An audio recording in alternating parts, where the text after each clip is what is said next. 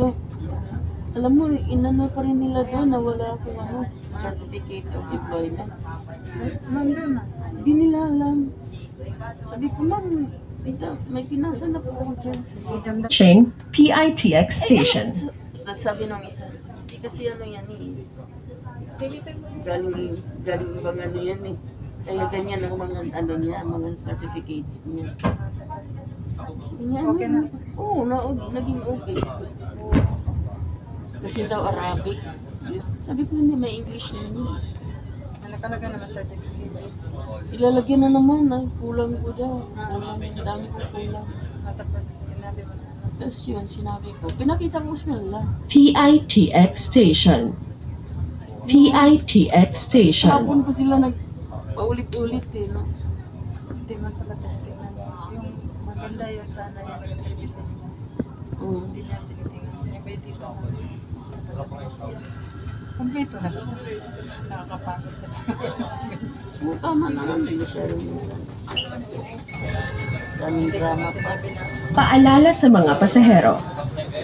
Mag-ingat sa paghakbang habang papasakay at papalabas ng tren. Bigyang pansin po natin ang puwang sa pagitan ng tren at platform edge. For your safety, be careful when boarding and alighting from the train. Please mind the gap between the train and the platform edge. Oo, yun ang tama. Tapos kung ano yung rules, basta ikakabuti susundin. Pero kung hindi naman ikakabuti, huwag sundin. Oo, tama naman siya. Maganda siya. Ang susunod na istasyon ay Ninoy Aquino Avenue Station. Diba? Next station, Tingnan yung mga Ninoy Aquino Avenue Station. Tapos ano, Hindi nga tinignan yung ano, hindi tinignan yung files ko. Basta na lang nagbigay sila ng ano. Sabi ko, mayroon ako dyan sir. Sabi ko, mayroon ako nito, mayroon ako. Tapos, tsaka niya tinignan.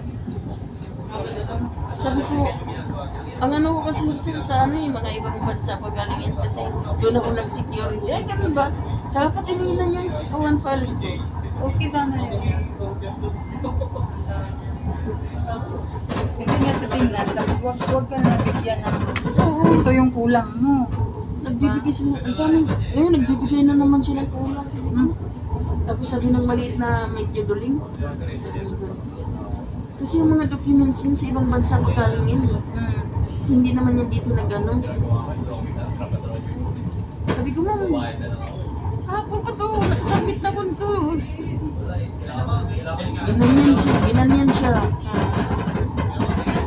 Ay, yan ba yun? Sabi, ayun ma'am, 10 years nga yan eh. Ay, yung isang babae. Yung yellow. Mano rin niya. Tamad din siya mag-check. Alam mo yung ano ko, binubutas-butasan niya lahat. Kaya tuloy ang hirap ng ano. Ang ginawa ko, inipit ko na lang. Paparating